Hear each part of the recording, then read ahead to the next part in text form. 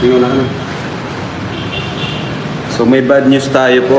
Mamaya po sasabihin ko sa inyo pag medyo marami na nanonood para isahang ano lang, announcement.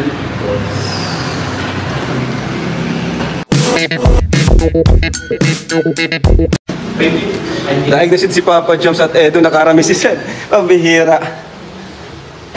Grabe talaga guys si Seth. Tahimik lang pero grabe. Tahimik lang si Seth guys. Pero matindi pala.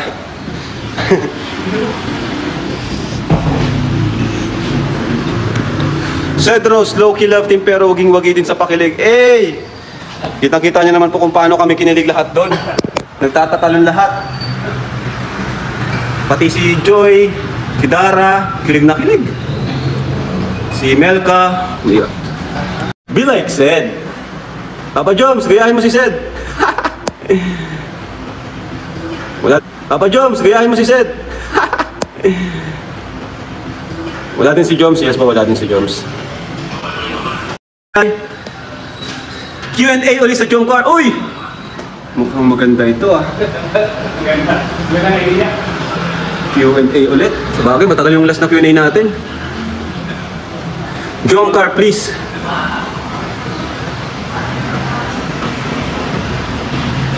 Lap trip din si... Pag Bicol, Botog, or hambog ka.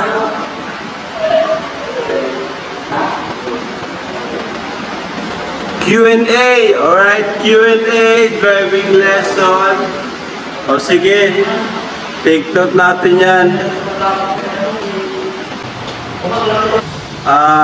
Driving lesson, motorcycle ride. Siyempre, kayo naman mga kalingap ang ating isa sa mga kuwaan ng motivation, inspiration, at siyempre ideas sa mga content natin. Ryan, lagyan mo na to, 20, tig 20. Naku, yari. Ipagluto ni Carla si Papa Joms, yan. First one kung sino maging content ng Gilbert. First one. Kalamansi. Sino gusto niya? Huwag mo lang talagang anuhin, yung halos araw-arawin na. Ano lang, balansahin niyo lang, huwag mawawala yung charity. No? Kung sakali, kung may pabahay siya, yun, pwede. Or nag-discount siya, no? Naghahanap ng ibang matutulungan din. Kasi pag puro ganun talaga, love team, isa lang yung beneficiary mo niya na makikinabang. Eh, hindi ganun ang kalingap. Hindi tayo ganun. Huwag nating baguhin yung sistema, no? Si Kuya Bal, kahit may mga ano yan, pagpag good vibes, ano yan, iba-iba pa rin talaga, marami siyang beneficiaries. Kaya ko din. Ako sobrang dami ko pong beneficiaries, no? Ilan? Mga ilan? Ang dami na, naman ang mag-ilang. Si Kuya Bal, hindi lang sa video eh. Talagang meron pa siyang mga ano yung... Kaya yun lang naman ang sabi ko, Kuya Tats. Sabi niya sa akin, kung pwede ako daw yung mag-vlog. Pero, kayo ba mga kalingap? Kung ako naman mag-vlog nun, wala nang problema, pero tawag dyan, ayoko kasi mapunta sa akin yung income nun eh. Ayoko kasi di naman ako nagbuo ng radyo. Ayoko mapunta sa akin yung kikitain nun. Kung pwedeng ako mag-vlog, second channel ko na lang siya. And yung kikitain nun, talagang mapupunta kay Angelica, no? Baka pwedeng mapabahayan pa si Angelica. Pero yun, sa second channel ko lang siya ma-upload kasi hanggat maaari gusto ko rin, si Kuya Tats pa rin yung mag-handle. No? So, yun po yung inaano namin ni Kuya Tata. Pag-usapan din namin.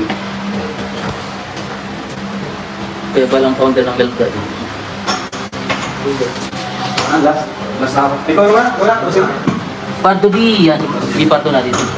Joey. Okay, bad news na po. O sige. Para sa mga naghihintay, ang bad news po natin. Di ba nakita nyo naman po kung gaano kapangit ang panahon. Ayan, nag-uulan. Lakas ng hangin. So ngayon, nag-inquire kami sa tourism, no? Dun sa Calagwas. So ang sabi nila, halos lahat ng tinanungan namin, ang sabi, delikado daw kapag pumunta dun sa Calagwas ngayong December, no? Kasi sobrang lakas ng alon at sobrang lakas ng hangin. So minsan may mga araw sila na di sila tumatawid ng Calagwas. Kaya yun po ang bad news, hindi tayo matutuloy sa Calagwas. Pasensya na po, Ninang Connie. Pasensya na po, Ninang Connie. Ouch! Pasensya na po. Ngayon, may option kami. Option 2 namin is Option 2 namin is hanap kami ng beach na hindi tatawid ng dagat. Yan, pwede sa Gumaos, Panganiban, Paracale. Yan. Ang option 3 namin, i-move na lang siya sa summer.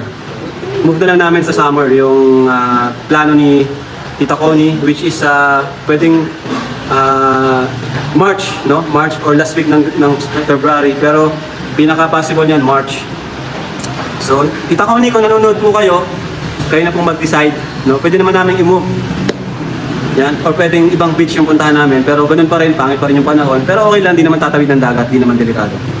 Pero for me, mas okay na summer talaga. Kasi December po dito sa Daet, talagang bihira na lang yung porsyento na makita mo ang araw. Di ba, Coach? Pag December, yung araw, halos di mo na makita. Puro ulan na po dito pag December. Tapos malamig na panahon po. Oo.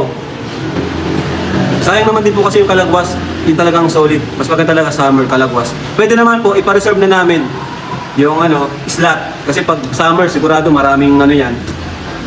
Sigurado summer, maraming pasahero, maraming turista. So pwede naman namin ipa-reserve na din para at least yung schedule namin, fix na yon.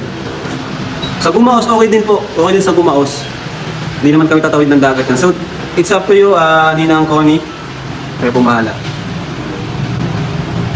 Okay lang din matuloy para sa kaligtasan nyo. Maraming. Oo nga po. Sabi pa nga po ng mga nandun, sabi, kung di kayo takot sa alon, pwede naman. Kaso, lahat kami takot sa alon, sa kayo namin makipagsapalaran. Mga kalingap, ay namin makipagsapalaran. Kasi may mga balita na rin na lumubog na bangka dyan. Sa Calagwas. So, Coach, ano kami? Sobrang tagal ko na po ginagawa, love team. Panahon pa po nila Bombay. Si Oyang. Diba? Oyang. Sila po ng love team. Yun yung pang balanse ko sa charity ko. Kaya yun po. Halos yun. Sima talaga sa channel ko yung love team na yan. No? And hanggang sa yun nga, Rochelle, Kuya Tata at Josie, diba? Bumyang. Doon talaga nag-boom yung channel ko sa Myang. Sa kay Lola Tamiana. Kay Reyna. Diyan nag-boom yung channel ko. So, sige po. Ngayon kayo po mag-decide ko. Press 1 po. Kung papayag kayo, total. Kalingap Angel pa rin naman si Angelica, press 1 po kung papayag kayo na i-vlog ko ang Rachel. Press 1. Marami ba nag-press 1? Dami. Press 1 kung i-vlog ko ang Rachel. Press 2 naman kung end na yung Rachel. Kasi sigurado, tipo niya i-vlog ng Kuya Tata. Iba na lang kung kausapin niya si Kuya Bal. Kung papayagan siya. Pero sa tingin ko, rules kasi.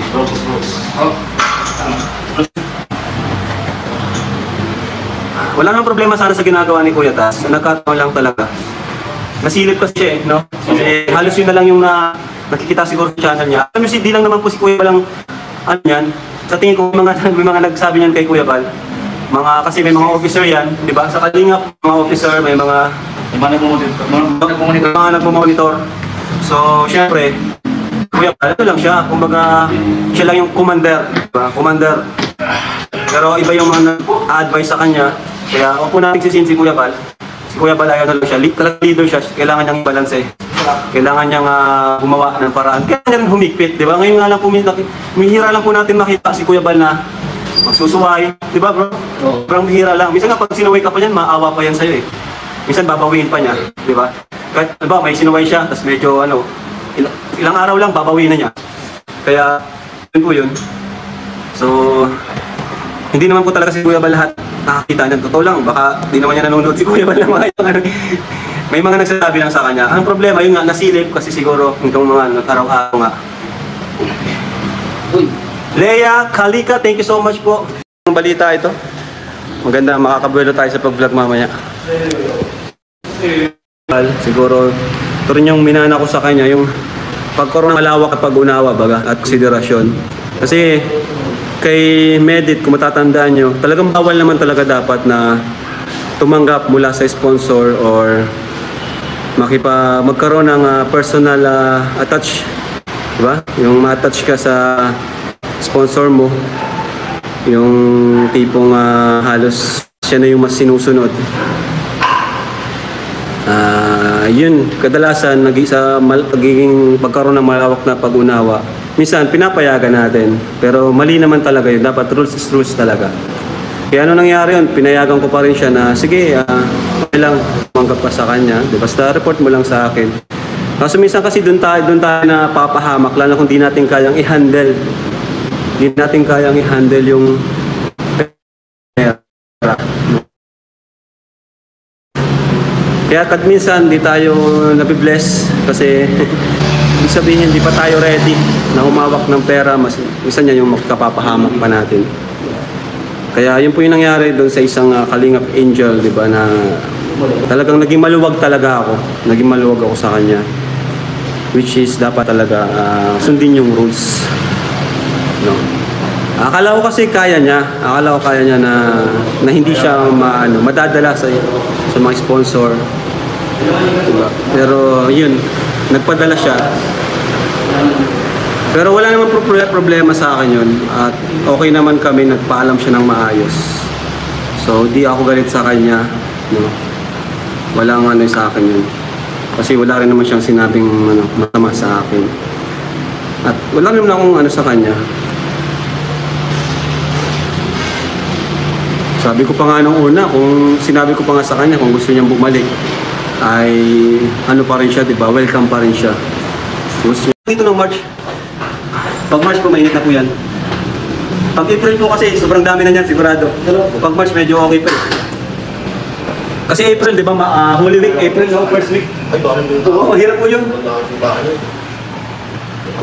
Ayan, so andito na pala si Coach, guys. Yung mga tinatanong ninyo. Coach, may mga nagsasuggest kasi sa akin dito. Ay, napag-usapan na rin namin ni Kuya Tats. Yan, sabi nila, i-vlog ko daw yung Rachel. So, ikaw, Coach, kung ikaw tatanungin, okay lang ba sa'yo yun, Coach? Okay na naman po sa content po. Kayo din super ikaw, hindi super ikaw. Ay, grabe. Kayo din po, tayo mag-dinisip po. Actually, nirequest na rin sa akin ni Kuya Tats. No? Pero yun nga, pag-usapan pa rin namin ni Kuya Tata. Pero yun, salamat, Coach, kasi grabe yung respect mo kay Kuya Bal sa desisyon ni Kuya Bal. Respect po natin masyado pang Thank you, Coach. Thank you po. Grabe. Ayan na po. Wait na lang po, wait na lang pang nag-iisip. Ayan na mga kalingap. Kay Coach na mismo nagsabi, no? Humble opinion ni Kuya ni Coach. Grabe, napaka-humble ni Coach, guys. Napakabait talaga ni Coach. Bagay sila ni Angelica.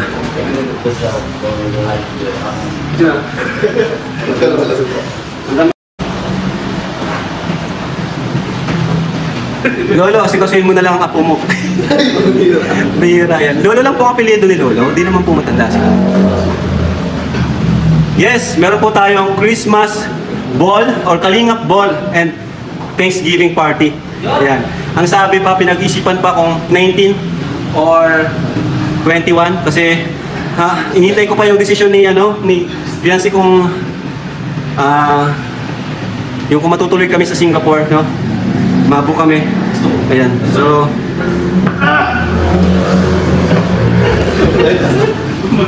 yes, may update tayo sa bahay ni Fiancé mamaya, mga kalingap. Kita-kits po tayo sa premiere. Please, damihan natin ng viewers, guys. Pabutin natin ng 30 to 40,000. No? Si Lolo, cameraman na lang sa Melbrad. Lalo masasaktan si Lolo niyan. Pero cameraman talaga si Lolo, no? Yan ang mga cameraman natin. Ano yan? Si Ryan, si Lolo, si David, si Edu, si JJ. Yung mga cameraman natin kasi di naman yung lahat sumasama, naka-schedule yan. Sa isang araw, minsan dalawa lang yung kasama. Yan, dalawa. So ang camera natin, dalawa kasi yung camera natin eh. Kasi yung isa backup po yun. Kaya nagdadalawa akong camera kasi isa backup. Kapag may ka-error dun sa isa, or na-erase yung isa, or na walang audio, may backup tayo. Kaya dalawa yung camera ko. No? Saka, parang yun na rin po yung natin, anniversary. Celebration ng anniversary natin. Siyempre may information number, may games. Ayan.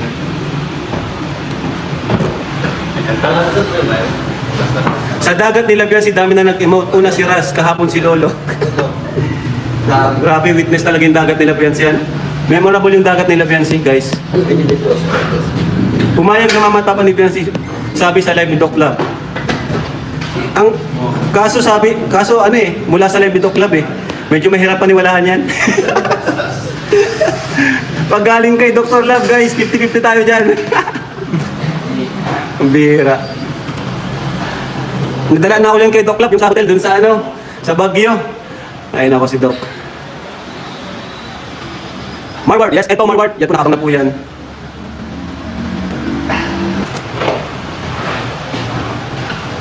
Sana may fixed date na ang ball. Marami na kasing Kalinga partners na nag-aabang para mais. Oo, sige po. Sige po.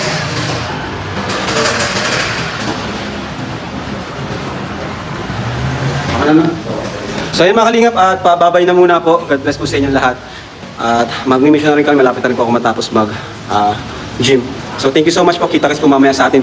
Bye-bye po. God bless. Jesus loves you.